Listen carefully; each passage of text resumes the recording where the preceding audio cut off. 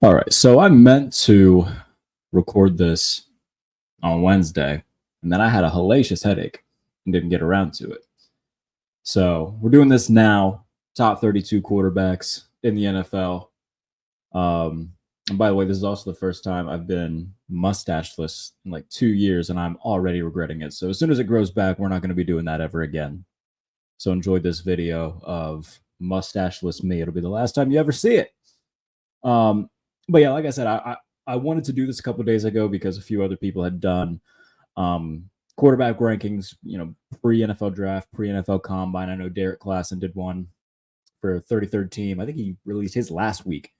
So I did a write up for it for USA Today. I'm going to take you through in depth for my top 10, and then I'm going to kind of blow through most of the rest of them, just kind of let you know where they are. If you want to read why, go over to USA Today and read why. A few of them I'll get a little bit more in depth, especially if they're lower than what most people would expect or what most people have them. I'll touch on that once we get there. But that's kind of how we'll do this. So top 32 quarterbacks in the NFL right now. Number one is Patrick Mahomes because that bears no explanation. He is, the universal solvent right now. He is, maybe the best quarterback we've ever seen. He's that get out of jail free card. He's got 3 Super Bowls already. That bears no explanation. He's the best in football. But after that, a lot of people do debate who's number 2. Is it Joe Burrow? Is it Lamar Jackson? I have Josh Allen. In terms of just his production, he led the NFL in total offensive yards, total touchdowns. Without him, the Buffalo Bills, the only thing that they're competing for is a top 10 draft pick. He is the Buffalo Bills, and without him, they are not relevant right now. So Josh Allen, the best quarterback, or outside of Patrick Mahomes, the second best quarterback in football right now, in my opinion, is number 2.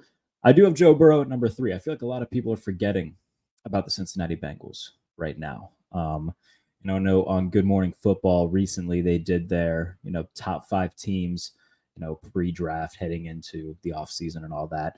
None of them put the Bengals, and that surprised me because, when completely healthy, this is a team that, gives the Chiefs a run for their money every time that they play. They were just in consecutive AFC Championship games before this season. And when Burrow's healthy, there are very few guys. There's only 2 guys I would take above him. So I think Cincinnati is being slept on a little bit. I think they're going to tag T. Higgins, and I think there's a chance that they go out and try to get Derrick Henry, especially with the NFL cap or salary cap being, I think $13 million more than originally expected. They're going to have a little bit more money to work with. So I think Cincinnati's being a little bit slept on, but I think they kind of like it that way. Joe Burrow's my number 3 quarterback. We talk about, comps and whatnot in the past. I think he's the closest thing that we have in terms of overall play style and smarts to Tom Brady, and he's tremendous. So Joe Burrow's my number 3. Number 4 is Justin Herbert.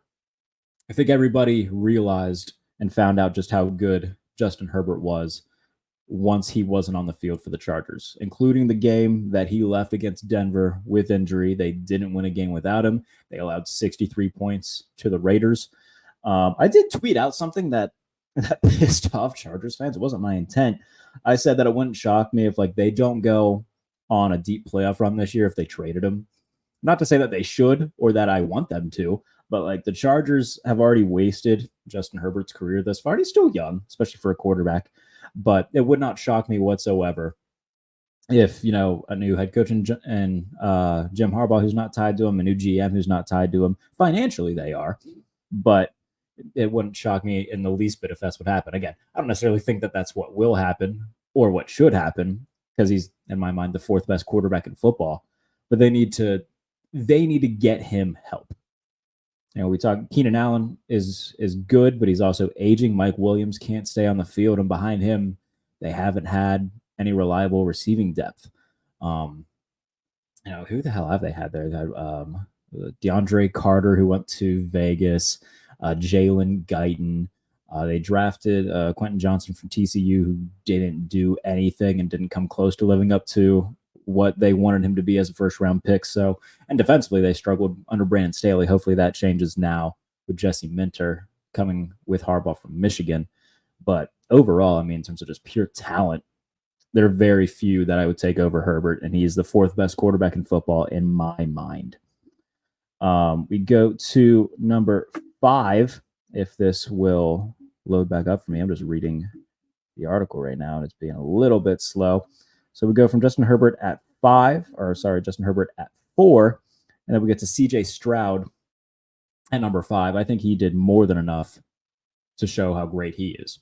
We took a team, when we look at, I've talked about this before, Nico Collins heading into this year, his career high in receptions was 37 catches. He took Nico Collins, rookie Tank Dell, Noah Brown, John Mechie, less than, not an elite run game. Devin Singletary and Dameon Pierce were fine, but they weren't, amongst the upper echelon of guys in the league. And he took them, and had he not gotten injured, I think he wins MVP. Because you look at what he did, he was on pace to break the NFL record for most passing yards by a rookie. I think he gave 266 yards shy of that, and he missed 2 games. So if he plays in every game, he breaks that record. And you look at who did win MVP, Lamar Jackson, who we'll get to. He had a better season than Lamar Jackson had. So had he stayed healthy, I think he wins NFL MVP as a rookie. And the sky's the limit for him and the Houston Texans. He's going to be fantastic for a very long time. Looking forward to see what CJ Stroud can do. Number 6 is Matthew Stafford. He was playing at an elite level, especially in the final 6 games. 17 touchdowns to only 3 interceptions. And he put a Rams team that didn't have a lot of talent into the playoffs and on the verge of advancing against his former team, the Detroit Lions. So Matthew Stafford, especially in the final month and a half, is playing like an elite quarterback, like the final boss version of himself, is number 6. Lamar Jackson's number 7, and this isn't trying to dunk on Lamar Jackson. It's just, you look at his production and what he was working with compared to the guys that I put in front of him, what they have and what they did. It was just more impressive what they did compared to what Lamar Jackson did. I don't think he should have won MVP. I would have given it to Josh Allen for what he did and what he was working with compared to what Lamar Jackson did. Doesn't mean that Lamar Jackson's a bad quarterback. He's not. He's tremendous. But I would have given MVP to Josh Allen or CJ Stroud, personally. Still number 7, though. Still one of the very best quarterbacks in the league. Still one of the very best dual threat quarterbacks in the league.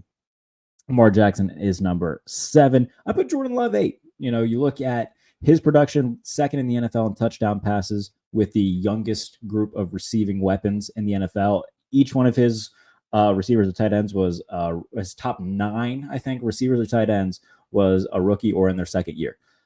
Being able to do that speaks a lot to his talent. And, it looks like Green Bay did it again, going from Brett Favre to Aaron Rodgers and now Aaron Rodgers to Jordan Love. They seem to have found another star, and nobody is better in the league at just transitioning from one quarterback to the other than Green Bay. And Jordan Love looks like he's going to be a star for a long time. I have Aaron Rodgers at number 9. I can't put him outside the top 10, just assuming that he'll come back and look like Aaron Rodgers.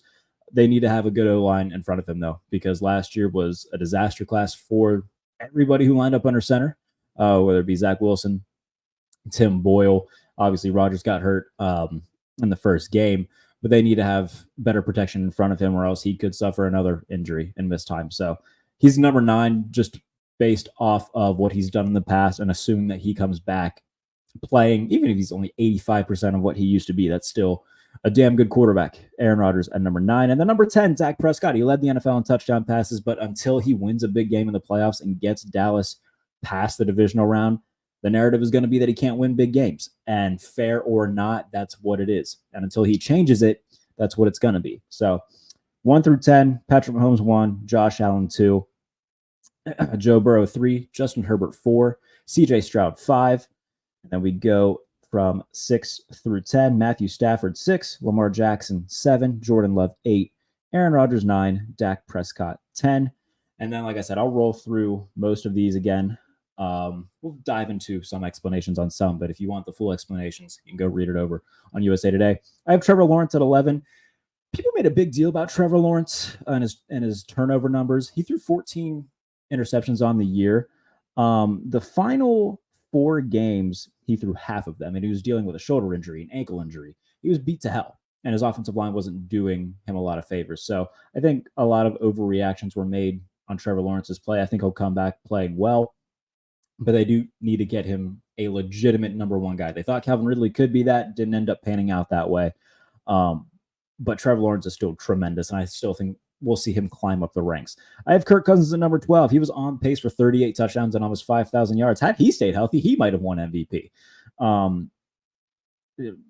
Just looking at this list, man, like the NFL is deeper at quarterback than it's ever been, where we have Kirk Cousins at 12. And I think Kirk Cousins is the most underrated quarterback in football. So wherever he goes, whether that be going back to Minnesota, whether it be Atlanta, whether it potentially be Pittsburgh, they are getting a very good quarterback and a guy who has a lot to prove. And wherever he does go, he could end up being, to them what Matthew Stafford was to the Rams. Kirk Cousins is 12. Jared Goff at 13. Kudos to him for, having his own story when it comes to Detroit, going from being a scapegoat with the Rams to being a hero in Detroit. Nothing but love and respect for Jared Goff. Jalen Hurts is 14.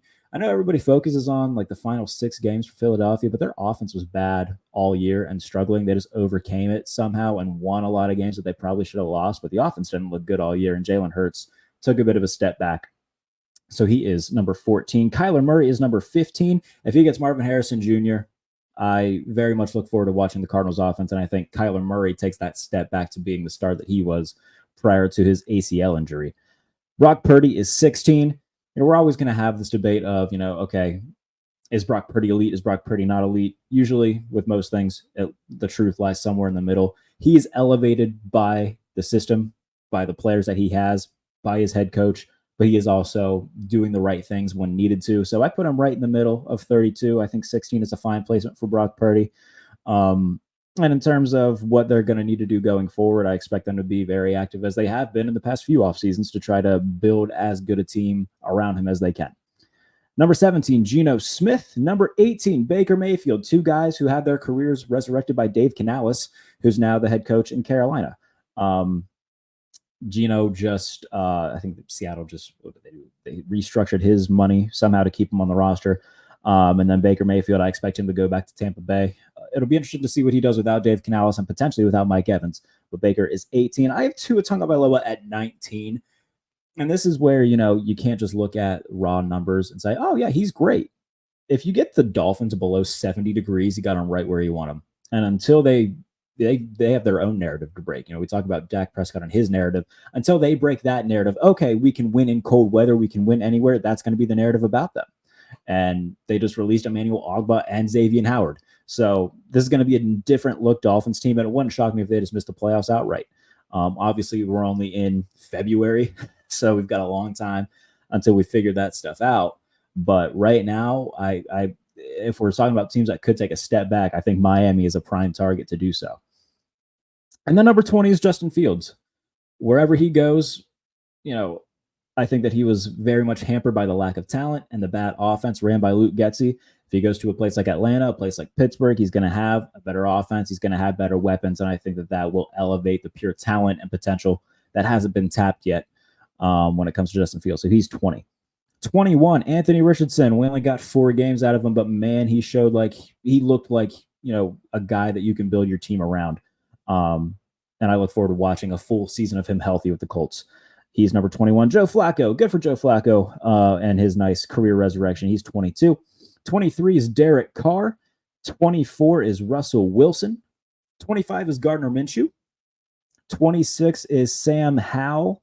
And 27 is Mason Rudolph. By the way, that speaks to the Steelers right now that their best quarterback option isn't even on the roster.